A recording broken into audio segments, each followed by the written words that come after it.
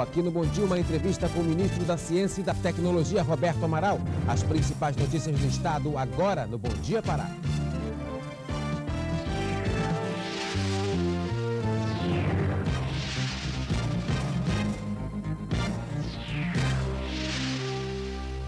O ministro da Ciência e da Tecnologia está em Belém. Ele veio se reunir com dirigentes de unidades de pesquisas do Ministério e dar início à maior aproximação dos trabalhos desenvolvidos pelo Museu Emílio Gueldi com outras unidades de pesquisa do país. Ele é o nosso convidado agora no Bom Dia Pará. Ministro, bom dia, bem-vindo. Num país onde as pessoas sempre reclamam nessa questão do incentivo à pesquisa, etc., qual é o maior desafio começando esse trabalho? Primeiro, antes de falar do desafio, eu queria falar da alegria de estar em Belém, uma cidade que eu adoro, e estar falando para os paraenses. O grande desafio não é só de verba, o grande desafio é passar para a sociedade que a questão da ciência e tecnologia não pertence só à universidade, não pertence aos institutos de pesquisa, nem pertence ao poder público. Isso tem que ser uma conquista da sociedade brasileira e deve contar com a participação do empresariado. Agora, existia sempre um mito, na verdade, em relação à questão do apoio à ciência e tecnologia, do apoio à pesquisa. As pessoas sempre, os próprios pesquisadores sempre disseram assim, olha, deveriam fazer mais do que fazem. Quer dizer, isso torna, digamos, essa gestão do senhor à frente do Ministério com um desafio maior, digamos assim?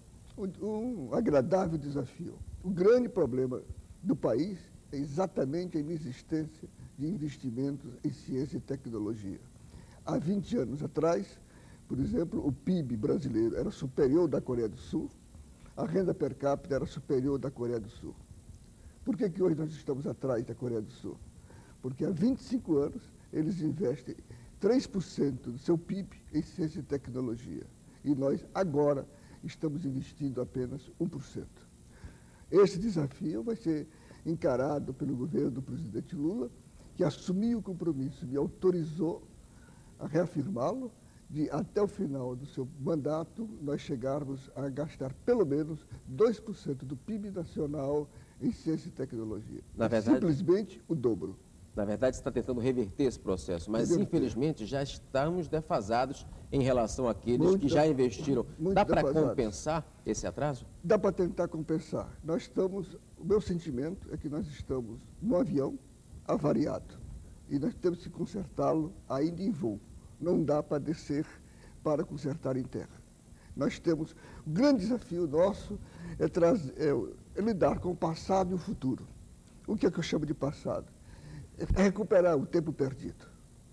E nós temos que pensar no futuro. Nós não podemos pensar ciência e tecnologia com os dados de hoje. Nós temos que pensar quais serão as exigências de ciência e tecnologia daqui a 14, 15 anos, daqui a 20 anos. E nos anteciparmos a esses desafios, começando a formar agora o profissional que o país vai necessitar lá na frente. Agora, nesse momento que se fala em dar 1% do PIB para a pesquisa, acontece aí esse corte de verbas no orçamento, quer dizer, de alguma maneira o Ministério deve ser afetado por isso também? Não, esta foi inclusive uma oportunidade que o governo do presidente Lula teve de mostrar a sua fidelidade ao seu programa. Nós não sofremos corte. Certo. Ao contrário, eu queria assinalar isso, no dia em que o governo anunciava o corte necessário de 14 bilhões de reais no orçamento da União, nós anunciávamos o aumento das bolsas de pesquisa do CNPq. Certo. A gente vai para um pequeno intervalo e volta daqui a pouco para continuar conversando com o ministro da Ciência e da Tecnologia. Você vai ver a continuação dessa entrevista e as vitórias de Remo e Tuna pelo Parazão, além da estreia do Paysandu na Libertadores da América, daqui a pouco. Curso de memorização e leitura dinâmica, início 17 de fevereiro. Informações pelo 228-1310.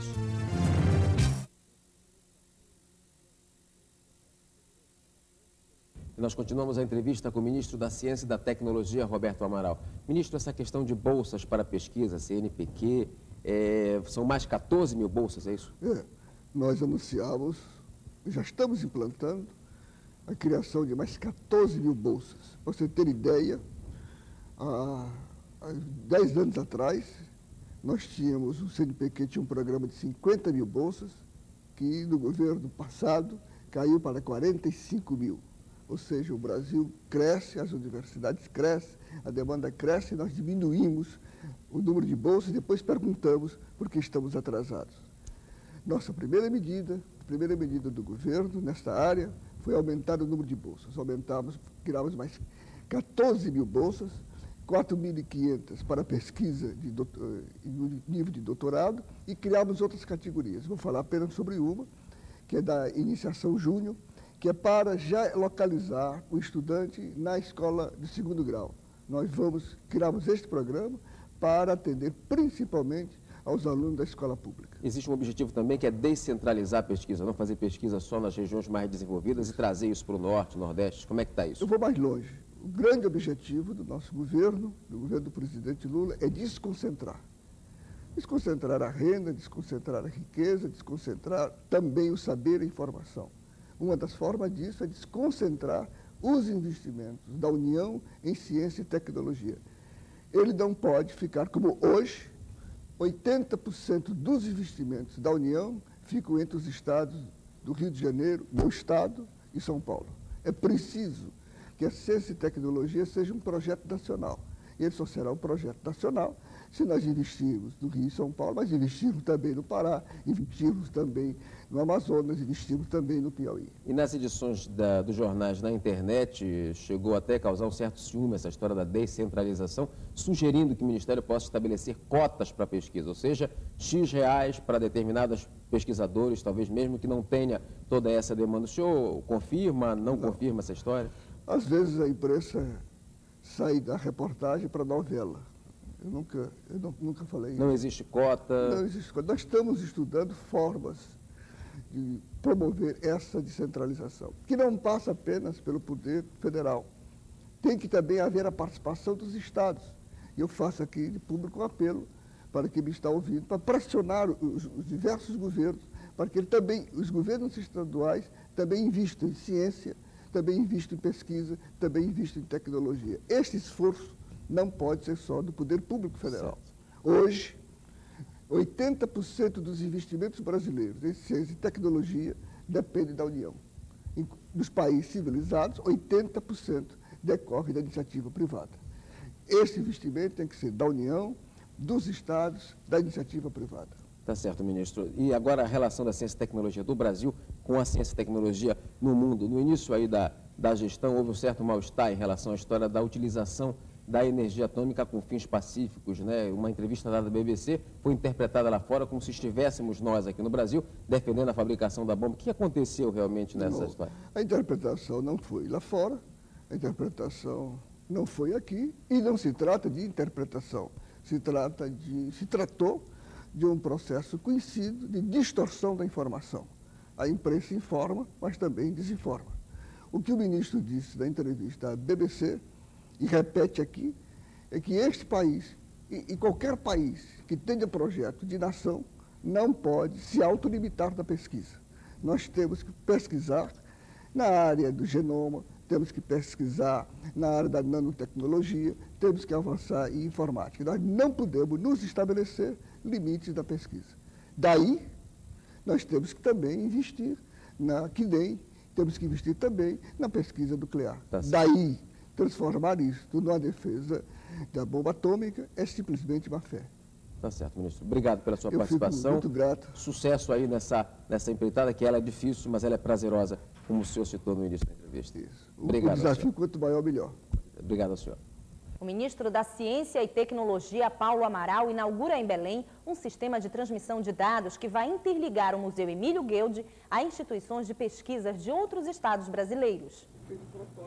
O ministro da Ciência e Tecnologia, Roberto Amaral, conheceu o espaço de onde ocorrerá a troca de informações entre o Museu Emílio Gueldi e as instituições de pesquisa do resto do país, que fazem parte da Rede Nacional de Pesquisa.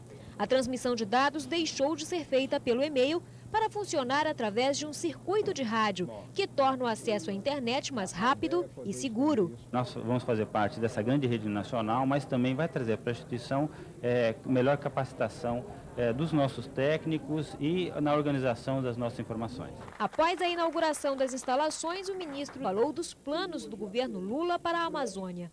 Segundo ele, os programas de investimento na área de ciência e tecnologia não serão afetados, mas o governo pretende mudar as regras de aplicação dos recursos para que todos os estados possam investir em pesquisa. Esses recursos precisam se espalhar pelo Brasil inteiro, para que nós possamos formar realmente uma base nacional de ciência e tecnologia, fixando os nossos pesquisadores nas suas regiões, nas suas universidades de origem. O novo governo também conta com a ajuda dos meios de comunicação para mostrar à sociedade a importância da pesquisa no crescimento do país. A intenção é criar uma consciência nacional e fazer com que a sociedade cobre dos políticos investimentos nessa área.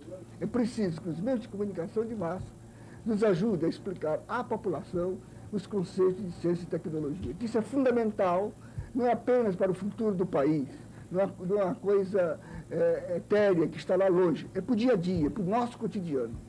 E o ministro dos Transportes, Anderson Adalto, visitou hoje pela manhã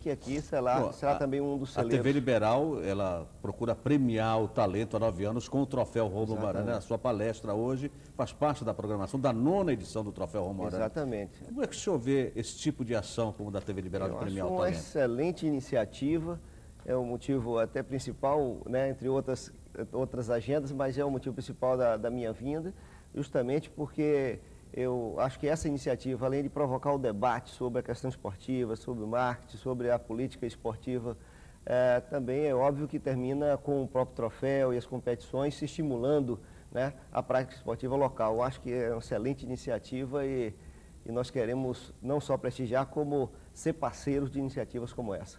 Ministro, muito obrigado. Sucesso no seu seminário hoje. Eu que agradeço, senhor. Obrigado pela sua presença. Obrigado pela participação. Bom, o evento prossegue amanhã à noite com as presenças do presidente do Comitê Paralímpico Brasileiro, Vital Severino Neto, e da estrela do vôlei, Ana Moser, que também estarão presentes hoje à noite lá no Teatro Maria Silvia Nunes.